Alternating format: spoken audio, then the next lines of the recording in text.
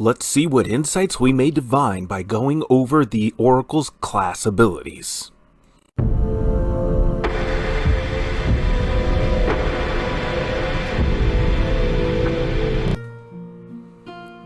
Hello everyone, and welcome back down here to the Gamer's Den with me, your host, Jordan, your Master of Lore and Storyteller Extraordinaire. Here, continuing on with the first edition Pathfinder's Oracle, today going over their class abilities, and they've got quite an interesting array, and really so much of it depends upon what kind of choices and selections you make overall, because the Oracle class turns out can be wildly different depending on some of the things that you pick out. But before we get into all of that, if you're new here to the channel, go on down there, hit the subscribe button, and become a regular member here at the Gamer's Den. Or if you've already gone on ahead and listed yourself on such an incredible roster of legendary heroes, then go on down to hit the like button and share the video far and wide. But now let's start picking at this and digging into things a little bit, shall we? So, to kick things off for class abilities, as always, we are going to start covering the basic things, the overall chassis, the stuff that you get up front. You start off proficient with light and medium armor, shields, and simple weapons, although some Oracle mysteries will grant other proficiencies and abilities. You also gain 1d8 for your hit points each level, and then you also get 4 plus your intelligence modifier in skill ranks each level. Pretty handy all the way around. You also get good will saves, but you have poor fortitude and reflex saves, though you are a full spellcasting class. You get that full progression from the 0 level spells all the way up to 9th level, and then you get bonus spells on top of that that are fundamentally tied to your mystery. But when it comes to first level, this is where you pick out your mystery. This is the thing from which you draw your powers, not necessarily the gods themselves, although the mysteries can be fundamentally tied to the divine and are within their particular portfolio, their scope of influence. Mysteries also grant additional class skills, proficiencies, and other special abilities. You also draw bonus spells from your mystery as you level, and these can vary in their effectiveness depending on the kind of mystery you draw on, though I will say they are all appropriately flavorful for the most part, like 90% of them. Then we go on from there to, again, first level, where you pick your Oracle's Curse. Each Oracle begins with a curse that incurs benefit as well as hindrance, selected at first level and cannot be changed or removed without the aid of a deity. For example, the curse God-Meddled. The Oracle has had a rough relationship with the gods. Once per round, whenever they're the target of a divine spell, roll to see the effects. The effects begin at the end of that enemy's turn. For example, you have effects like provoke an attack of opportunity, movement halved, able to understand all languages for 1 round, gain haste for 1 round, be knocked prone, etc. And this is all off of a chart that you roll a d20 for, so you can have some positive or negative effects take place here, depending on what you roll on this chart. And that makes the curse a little bit interesting. Unreliable, but not consistently bad or crippling for you to deal with. But it does also give you some other abilities. At 5th level, you gain a +2 competence bonus on saves versus divine spells. And then 10th level, you become immune to the confused condition. And then at 15th level, you gain a +4 competence bonus on saves versus mind-affecting effects. Now, because both of those bonuses you get are competence bonuses, you will take the greater of the two as they become appropriate.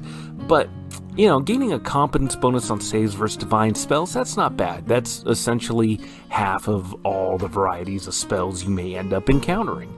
And then the competence bonus on saves versus mind-affecting effects is great. That stacks really nicely with your will saving throw overall, and it means opponents are going to be incredibly unlikely to turn you to their side, or at least turn you against your allies in some way.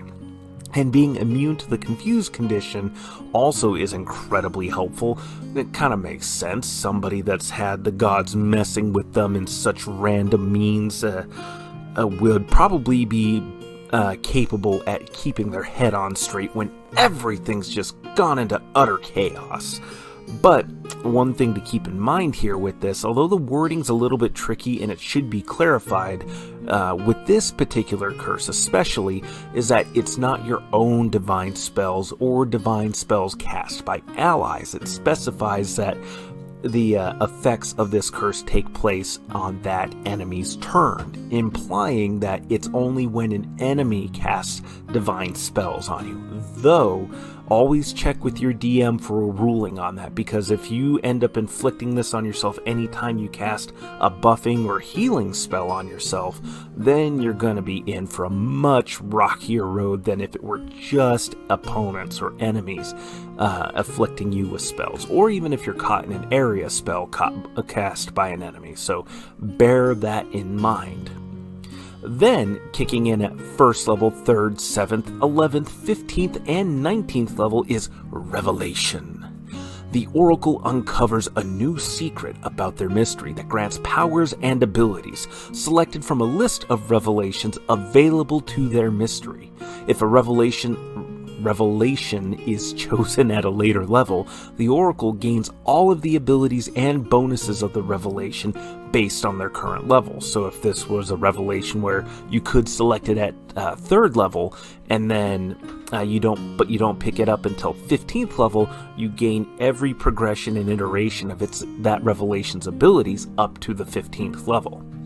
Now, activating a revelation power takes a standard action unless otherwise noted. That's just one other thing to keep in mind there. But revelations do offer you some really interesting abilities, although again, not all are created equal and very much depends on the mystery that you are drawing your powers from.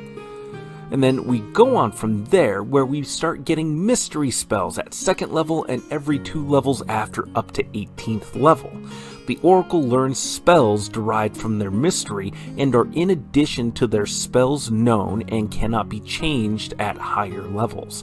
So those selections are permanent, although it is nice that these are extra spells you're gaining on top of your normal progression of spells that you know right offhand. So really handy thing to have there. And then at 20th level, you gain Final Revelation as your capstone ability. The Oracle learns the final revelation of their mystery and gains incredible powers from it. Now, as far as capstone abilities go, this is pretty good, and most capstone abilities in the revelations are pretty good overall. Though, again, much like the regular revelations that you acquire as you level up, not all of them are created equal. You'll get more bang for your buck out of others than you will for some. But there is an alternate selection here that we have in Diverse Mystery. The Oracle may select 2 revelations from another mystery that they meet the prerequisites for. And depending on what you have in mind, this can be very, very powerful. Now, this does lock you out of the final revelation, if I'm not mistaken, in pretty much most instances. Unless, of course, your DM just lets you have at it. But it's even still, being able to select a couple of level 15 mysteries, or whatever the case may be, that will do a whole lot for you. I mean, the way you can combine, mix, and match different things to create unique and interesting synergies, that's absolutely incredible, and is something that you should definitely consider. Now, there is, of course, so much more to cover with the different mysteries, the curses as well. I may not do a full coverage of the different kinds of curses. There are just so many, and there are so many mysteries to go through as well, and then all of their bonus spells, the skills, the abilities they provide. We're only going to do a couple of each, but that will be upcoming for you all. So, what do you think? Go on down to the comments below and let me know your thoughts. Did you like today's video? Did you dislike it? I know this was a really quick one, just so many things happening mile a minute, but we will keep, of course, producing content for you. And something that is worth noting that was pointed out by Captain Crank, regular viewer, regular commenter, and thanks for that. It's massively appreciated. I definitely value and love the insights you provide, especially on those things where my knowledge is a little bit lacking or fuzzy or just outright non-existent or lost somewhere in the data vaults of my brain. But your stat priority can change quite a bit depending on the mystery that you select for yourself. You may want to prioritize intelligence more, or strength, especially if you're looking to be more of a melee build, where you're not really concerned too much about mobility. Heck, as an oracle, a lot of your mobility concerns are probably not going to last for very many levels just because you have magic. You have magic, and divine magic definitely has plenty of means of ensuring that you are able to get around the battlefield, whatever situation you may find yourself in. So, it's definitely something worth considering and worth pondering, and maybe something I throw out just as quick examples here and there, depending on the mystery that we're taking a look at. But let me know your thoughts down in the comments below. Hit those like or dislike buttons, and remember, if you're new here to the channel, go on down there, hit the subscribe button, and become a regular member here at the Gamers Den. But with all that said, I've been your host, Jordan, your Master of Lore and Storyteller Extraordinaire. Thank you all so very much for your time, and you all have yourselves a good night.